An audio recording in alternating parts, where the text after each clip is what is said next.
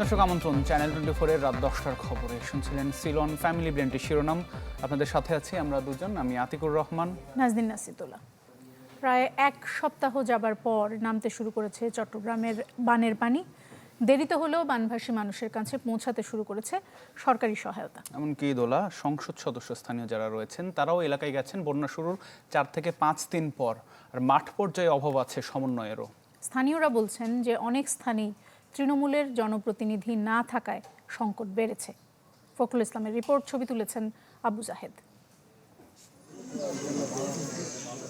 ফুলে ফেপে ওঠা ডলু খাল, যার পানি গড়ায় সাতকানিয়ার বিস্তীর্ণ জনপদে, এমন রুদ্ররূপ শঙ্খ নদীরও।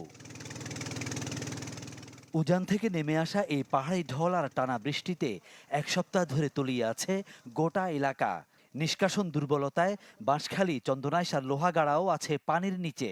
সুইচ গার্ডের জন্য আমাদের রেল লাইন হয়ে আমাদেরকে পানিটা ব্লক করে দিয়েছে, তার জন্য পানিগুলো যেতে পারতেছে না।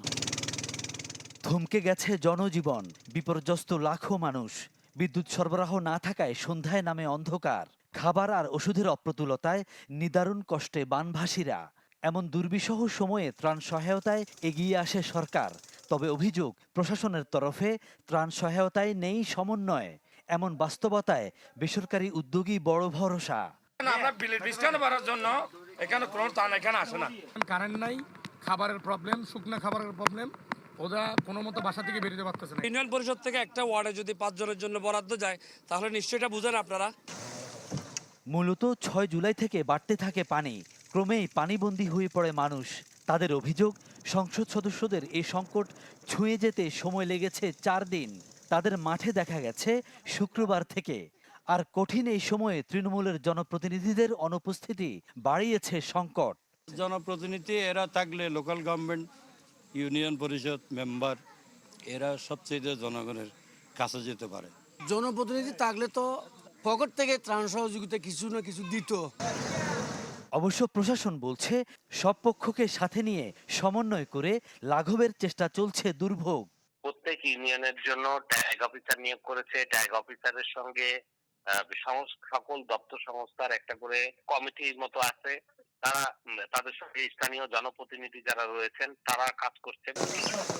সমন্বয় জোরদার না হলে সরকারি উদ্যোগ যেমন ভেস্তে যাবে, তেমনি কষ্ট ভারী হবে অসহায় মানুষদের, মত ভুক্তভোগীদের। ফখরুল ইসলাম, চ্যানেল 24, চট্টগ্রাম। কোথাও বন্ধ ছিল স্লুইস গেট, কোথাও বাধা হয়েছিল খাল দখল করে তৈরি বাঁধ। ফলে উজান থেকে নামা পানি আটকে কক্সবাজারে দীর্ঘায়িত হয়েছে বন্যা। এবং স্থানীয় মানুষজন আর পানি উন্নয়ন বোর্ড যেসব অভিযোগ করেছে তা থেকে দেখা যাচ্ছে যে মাছ আর লবণের ঘের রক্ষার জন্য বেশিরভাগ স্লুইস গেটগুলো নিয়ন্ত্রণ করছে প্রভাবশালীরা। এবং এর সাথে রাজনৈতিক নেতাদেরও যোগসাজশ রয়েছে বলে অভিযোগ আছে। আজিম নিহাদের রিপোর্টে বিস্তারিত। মানুষের এত বড় ক্ষতি নগরজন। বন্যা ভয়াবহ রূপ নেওয়ার পর স্লুইস গেট খুলে দেওয়ার জন্য এভাবেই আকুতি জানাচ্ছিলেন পেকুয়ার পরিবেশ কর্মী দেলোয়ার হোসেন। মানুষ পানিবন্দী হইতে কি তার এই আকুতির কারণ, স্লুইস গেট বন্ধ থাকায় নামতে পারছিল না বন্যার পানি, যা দীর্ঘায়িত করেছে চকরিয়া, মাতামুহুরী ও পেকুয়ার বিস্তীর্ণ এলাকার বন্যা। দেলোয়ারের আকুতির সূত্র ধরে খোঁজ নিতে গিয়ে মিলেছে চাঞ্চল্যকর সব তথ্য। এটি বদরখালীর নতুনগোনায় এক কপাটের স্লুইস গেট। ক্যামেরা দেখে তাড়াহুড়ো করে সেটি খুলতে শুরু করেন গেটম্যান, অথচ পানি বাড়ার সময় মতো খোলা হয়নি সেটি। এই স্লুইস গেটটি 5 কপাটের। বানের পানি বাড়ার পর সেটি বন্ধ রাখা হয়, ফলে রুদ্র হয়ে পড়ে উজানের পানি। চকরিয়া উপজেলা প্রশাসন যখন তদারকি করে বা তারা কোনো লোক পাঠায়, ততক্ষণ পর্যন্ত তারা কোলা লাগে। এটা বন্যা নয়, এটা পরিকল্পিত জলবদ্ধতা। ইজারার বাইরে থাকা এই স্লুইস গেটটি নিয়ন্ত্রণ করেন স্থানীয় বিএনপি নেতারা। ক্যামেরা দেখে সেটিও খুলে দেওয়া হয়। গেটটি তদারকি করেন মাতামুহুরী উপজেলা বিএনপি নেতা গিয়াসউদ্দিন। দাবি করেন তাকে এটির দায়িত্ব দিয়েছে প্রশাসন ও বিএনপি। চকরিয়া মাতামুহুরী উপজেলা প্রশাসক এখানে দায়িত্ব দেওয়া হয়েছে। বদরখালীতে পানি নামতে না পারার আরেকটি কারণ এই বাঁধ। নতুনগোনা এলাকায় স্লুইস গেটের উপরে মাছ ধরার জন্য 10 ফুট উঁচু বাঁধটি দেয় বদরখালী উপনিবেশ সমিতি। টিউনো সাহেবের কাছে আমরা অনেকবার গেছি, আমাদেরকে বলছে এটা আমরা উন্মুক্ত করে দেওয়ার জন্য। স্থানীয়রা বলছেন সবগুলো স্লুইস গেট নিয়ন্ত্রণ করেন ইজারাদার ও স্থানীয় প্রভাবশালীরা।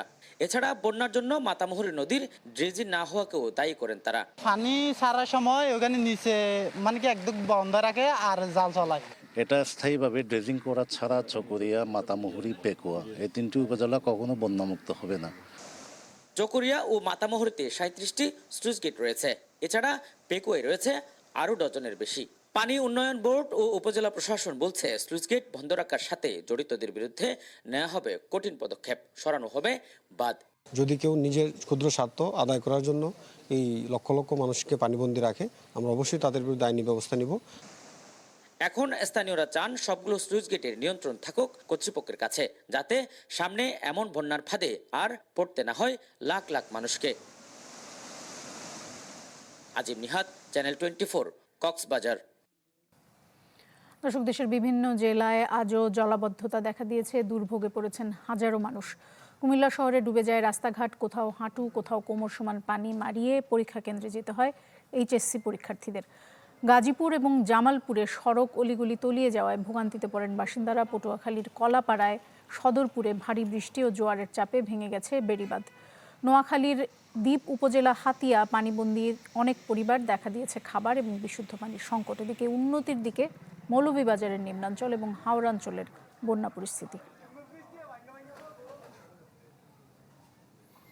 এদিকে বৃষ্টিতে আজও ডুবেছে রাজধানীর বিভিন্ন এলাকা। জলবদ্ধতা দেখা দেয় অলিগলি থেকে শুরু করে প্রধান সড়কেও। এতে তীব্র ভোগান্তিতে পড়ে নগরবাসী। আবহাওয়া অধিদপ্তর জানিয়েছে বৃহস্পতিবার থেকে আবারও বাড়তে পারে বৃষ্টিপাত। দেখে মনে হতে পারে বন্যা কবলিত কোনো শহর। এই অচলাবস্থা রাজধানী ঢাকার। শহরের বেশিরভাগ এলাকার সড়ক অলিগলি এখন পানির নিচে। মিরপুর, মোহাম্মদপুর, ধানমন্ডি, বনানী, উত্তরা, যাত্রাবাড়ি সহ বেশিরভাগ এলাকার চিত্র প্রায় একই। দেখেন যেখানে সেখানে ময়লা ফেলতেছে, যেখানে সেখানে কাগজ ফেলতেছি। আমরা যেমন কর্ম করি তার ফলাফল এই যে ভোগ করতেছি। টানা 2 দিনের বৃষ্টিতে নিউ মার্কেট এলাকায় তৈরি হয় তীব্র জলাবদ্ধতা। এতে বিপাকে পড়েন ব্যবসায়ীরা। তাদের অভিযোগ, পানি নিষ্কাশনের ব্যবস্থা না থাকায় এই দুর্ভোগ। বাইরে যে পানিটা আসে রাস্তায় সব পানি আমাকে মার্কেটে ঢুকেছে। আজকে 3-4 দিন ধরে দোকানদারি নাই। বেচা কেনা তো বৃষ্টির কারণে কিছু পানি উঠলে বেচা কেনা হয় না। জলাবদ্ধতার সাথে যোগ হওয়া তীব্র যানজটে নাকাল রাজধানীবাসী। ভোগান্তিতে পড়েন অফিসগামী মানুষ, স্কুল কলেজের শিক্ষার্থীরা। ভাটা পড়েছে রিকশা চালক আর শ্রমজীবীদের আয়ে। বাসা থেকে আসার পরে হাঁটু সমান পানি থাকে।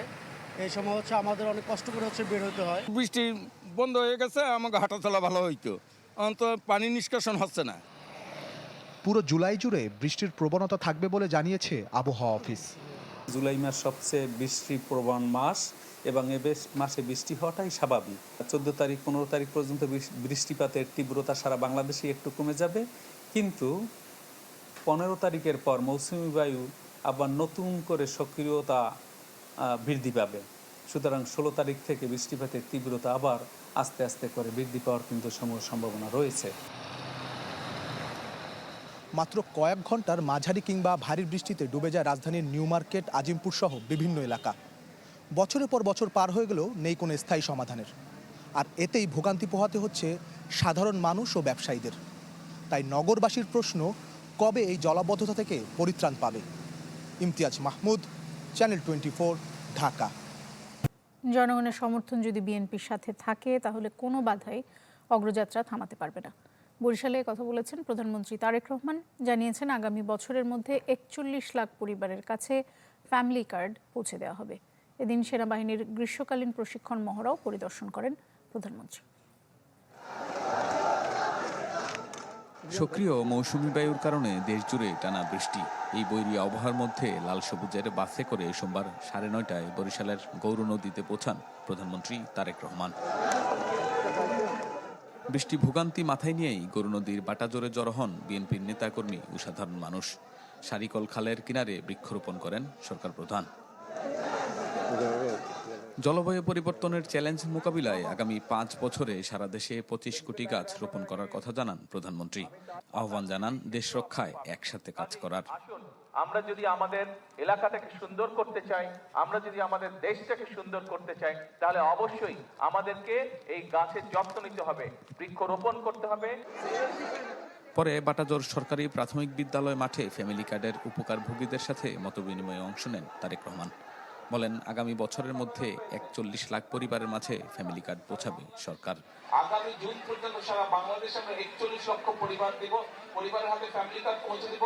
সেই হিসেবে সারা বাংলাদেশের প্রত্যেকটি উপজেলায় আমরা 7,000 পরিবারের কাছে গড়ে আমরা ফ্যামিলি কার্ড পৌঁছে দিব। যতক্ষণ বিএনপির পাশে জনগণ থাকবে, বিএনপি কোনো বাধা মানবে না। বিএনপি দেশকে ইনশাল্লাহ সামনের দিকে এগিয়ে নিয়ে যাবে। সেখান থেকে বাবুগঞ্জের পূর্ব রহমতপুরে বাংলাদেশ সেনাবাহিনীর গ্রীষ্মকালীন প্রশিক্ষণ মহড়াস্থলে পৌঁছান প্রধানমন্ত্রী। পায়ে হেঁটে বিস্তীর্ণ জঙ্গলে সেনা সদস্যদের প্রশিক্ষণ কার্যক্রম ও যুদ্ধকালীন প্রস্তুতি পরিদর্শন করেন সরকার প্রধান। দেশের নানা সংকটে সেনাবাহিনীর ভূমিকার প্রশংসা করেন প্রধানমন্ত্রী।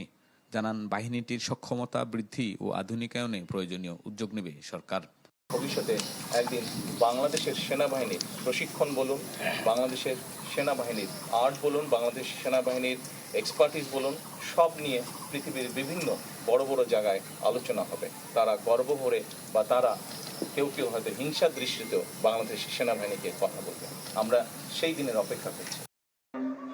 পরে বরিশাল সিটি কর্পোরেশনের 30 গোডাউন বধ্যভূমি সংলগ্ন সাগরদী খালের পাশে গাছ লাগিয়ে বৃক্ষরোপণ কর্মসূচির উদ্বোধন করেন প্রধানমন্ত্রী। চলতি বছরে বরিশালে এসেছিলেন ভোট চাইতে, এবার আসলেন প্রধানমন্ত্রী হয়ে। অংশ নিলেন নানা কর্মসূচিতে, জানালেন আগামীর বাংলাদেশ নিয়ে তার পরিকল্পনা এবং ভাবনার কথা। আর স্থানীয়দের প্রত্যাশা, প্রধানমন্ত্রীর সফরের মধ্য দিয়ে দীর্ঘদিন ধরে অবহেলিত দক্ষিণাঞ্চলের যে মেগা প্রকল্পের কাজ সেটি অনেকটাই গতি পাবে। শাহনেওয়াজ বাবলু, চ্যানেল 24, বরিশাল। সংবিধান সংস্কার পরিষদ গঠন না করে সংবিধান সংশোধন কমিটি গঠনের প্রতিবাদে ওয়াকআউট করেছে বিরোধী দল। ঘোষণা দেওয়া হয় গণভোটের রায় বাস্তবায়নে সংসদ ও রাজপথে লড়ে যাওয়ার। এদিন জাতীয় সংসদের অধিবেশনে আওয়ামী লীগ আমলের মডেল মসজিদ প্রকল্পের দুর্নীতি তদন্তের দাবি জানানো হয়। দেশজুড়ে 560টি মডেল মসজিদ ও ইসলামী সাংস্কৃতিক কেন্দ্র নির্মাণের মেগা প্রকল্প হাতে নিয়েছিল আওয়ামী লীগ সরকার। প্রাথমিক বাজেটে প্রতিটি মসজিদের খরচ 13 কোটি টাকা ধরা হলেও পরবর্তীতে তা দাঁড়ায় 21 কোটিতে। বিভিন্ন গণমাধ্যমের প্রতিবেদন বলছে, আওয়ামী শাসনামলের সেই বহুল আলোচিত প্রকল্প রূপ নিয়েছে মডেল দুর্নীতিতে। নির্মাণের কয়েক বছরের মধ্যেই কোথাও ছাদ চুইয়ে পড়ছে পানি, কোথাও দেখা দিয়েছে বড় ফাটল। সেই মেগা প্রকল্পের দুর্নীতি নিয়ে এবার সরব জাতীয় সংসদ। অধিবেশনে নোয়াখালী 2 আসনের সংসদ সদস্য তার সম্পূরক প্রশ্নের সময় তুলে ধরেন মডেল মসজিদের বহুবিধ দুর্নীতি, তাগিদ দেন জরুরি তদন্তের। একই সুর শোনা যায় ডেপুটি স্পিকারের কণ্ঠেও। বিগত 16টি বছরে এই মসজিদগুলোতে মডেল মসজিদের নামে, অ্যাপয়েন্টমেন্টের নামে 13 কোটি টাকার বাজেট মডেল মসজিদের জন্য 21 কোটি টাকা পর্যন্ত হয়েছে। কারণ আমার সেনবাগেরটা ঢোকা যায় না, পানি পড়ে। আপনার সেনবাগে যে অবস্থা, আমার দুর্গাপুরে তার চেয়ে ভয়াবহ অবস্থা। সামনে বিরাট বড় একটা পুকুর, এর পিছনে মডেল মসজিদ, একটা ব্রিজ করে মডেল মসজিদে যেতে হবে। ওই স্থানীয় লোকজন নাম দিয়েছে তাজমহল। পরে ধর্মমন্ত্রীর পক্ষের জবাবে স্বরাষ্ট্রমন্ত্রী জানান, মসজিদের নামে করা এসব অনিয়ম ধর্মকে অবমাননার শামিল। ইসলামের নামে, মসজিদের নামে তারা যা করেছে সেটা অত্যন্ত গর্হিত কাজ। এখন 13 কোটি থেকে 21 কোটিতে কিভাবে গেল? এই মডেল মসজিদগুলোর সমস্ত প্রকল্প ব্যয় টোটাল কত ছিল, কতটা নাম্বার অফ মডেল মসজিদ হয়েছে, সমস্ত মসজিদ ওয়ারি সেটা তদন্ত পরিচালনা করার জন্য আমি আজকে মন্ত্রণালয়কে নির্দেশ দেব, মাননীয় স্পিকার। এর মধ্যে সরকারি অন্যান্য সংস্থাও জড়িত হতে পারে। এদিন সংবিধান সংস্কার পরিষদ গঠন না করে সংশোধন কমিটি গঠন করায় ওয়াকআউট করে বিরোধী দল। যেহেতু জনগণের রায়কে সম্মান করা হচ্ছে না, তার প্রতিবাদে আমরা ওয়াকআউট করছি। বেশিরভাগ জনগণের অভিপ্রায়কে আমরা অস্বীকার করব কিভাবে? আমরা জনগণের সাথে বিশ্বাসঘাতকতা করতে চাই না। মুহাজির হক, চ্যানেল 24, ঢাকা। এবার প্রো সেনসিটিভ ওয়ার্ড প্লাস টুথপেস্টের সৌজন্যে বিশ্বকাপের খবর।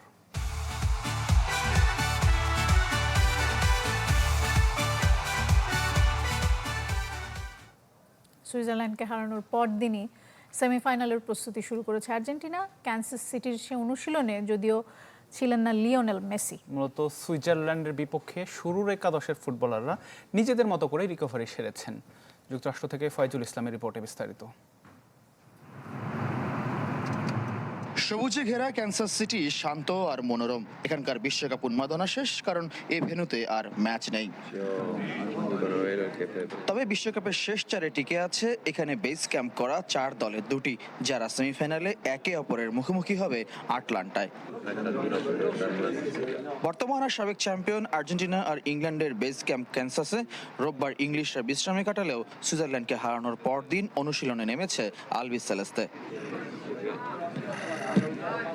যদিও এদিন অনুশীলনে ছিলেন না লিওনেল মেসি, ম্যাচের পর দিন নিজের মতো রিকভারি সেরেছেন এলএম10। সুইজারল্যান্ডের বিপক্ষে যারা শুরুর একাদশে ছিলেন না, রোববার তারাই ঘাম ঝরিয়েছেন স্পোর্টিং কেসি ট্রেনিং সেন্টারে। তবে ব্যতিক্রম আর্জেন্টাইন গোলরক্ষক এমিলিয়ানো মার্তিনেজ।